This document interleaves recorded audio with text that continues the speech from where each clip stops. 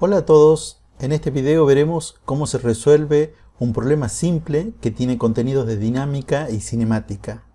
El problema dice que un cuerpo de 2 kilogramos se encuentra inicialmente en reposo sobre una superficie horizontal lisa y sobre el cuerpo comienza a actuar una fuerza horizontal. La velocidad del cuerpo varía como se indica en la figura. Tenemos que identificar el tipo de movimiento, hacer los diagramas de cuerpo libre que corresponden a cada tramo y calcular el valor de la fuerza horizontal en cada tramo. Para el punto A, lo primero es identificar los tramos o intervalos que menciona el problema. Recordemos que siempre se usa la variable que figura en el eje horizontal para separar los distintos intervalos, que en nuestro problema serán 3. El primer intervalo, que va desde los 0 hasta los 2 segundos, el segundo, que va desde los 2 segundos a los 6, y el tercero, desde los 6 segundos hasta los 10 segundos. En el primer intervalo, el movimiento del cuerpo es un movimiento rectilíneo uniformemente acelerado, ya que la velocidad del cuerpo aumenta en forma lineal. En el segundo intervalo, es un movimiento rectilíneo uniforme, ya que la velocidad del cuerpo se mantiene constante. El tercer intervalo nos representa a un movimiento rectilíneo uniformemente desacelerado, ya que la velocidad del cuerpo disminuye en forma lineal. El apartado B nos pide hacer un diagrama de cuerpo libre para cada tramo. Aquí debemos recordar la parte del enunciado que nos dice que el cuerpo se encuentra en una superficie horizontal lisa. La palabra lisa nos indica que no hay fuerza de roce. Y nos dice además que sobre el cuerpo comienza a actuar una fuerza horizontal, cuyo valor debemos calcular en el apartado C.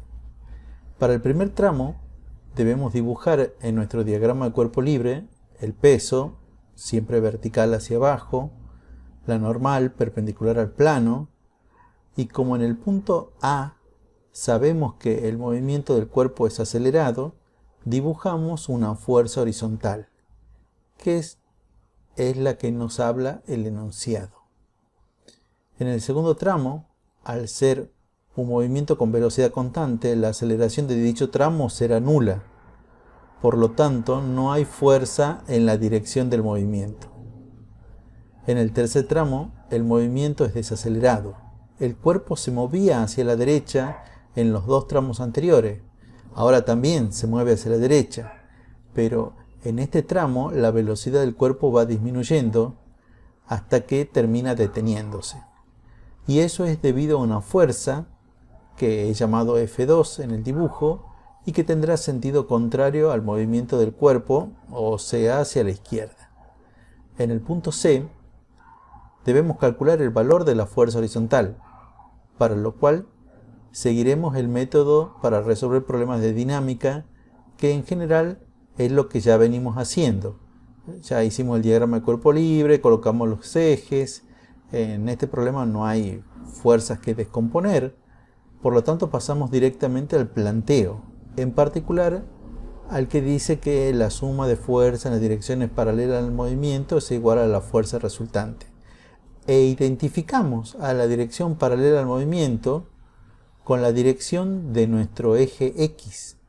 Por lo tanto, directamente escribimos suma de fuerzas en X es igual a la fuerza resultante. Ahora bien, para saber qué escribir debajo de suma de fuerzas en X, debemos fijarnos en nuestro diagrama de cuerpo libre. En el primer tramo, la única fuerza sobre el eje X es F1, que es positiva según la convención explicitada en el sistema de referencia. Ahora, si recordamos la segunda ley de Newton, que dice que la fuerza resultante es igual a masa por aceleración, llegaremos a la conclusión que para calcular F1 solo necesitamos saber la aceleración del primer tramo, que la podemos calcular con lo que vimos en cinemática, usando que la aceleración es la variación de la velocidad dividida en la variación de tiempo. En el gráfico marcamos los puntos inicial y final de dicho tramo para no confundirnos, y con los valores que sacamos del gráfico calculamos la aceleración y con ello la fuerza F1. En el segundo tramo, el valor de la fuerza horizontal sale en forma directa al mirar el diagrama de cuerpo libre correspondiente a dicho tramo. Vemos que no hay fuerzas sobre el horizontal. También hubiéramos podido utilizar la segunda ley de Newton, y como en este tramo la aceleración es cero, ya que la velocidad inicial es igual a la velocidad final, tendríamos que concluir que la fuerza resultante en dicho tramo es nula.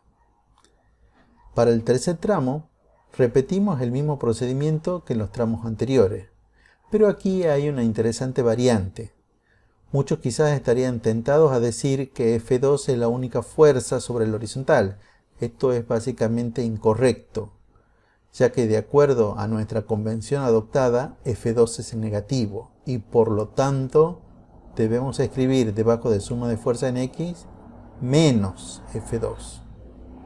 De nuevo, la aceleración la calculamos utilizando las ecuaciones de cinemática, siempre teniendo en cuenta los valores de velocidad final e inicial, lo mismo que los tiempos final e inicial para nuestro intervalo.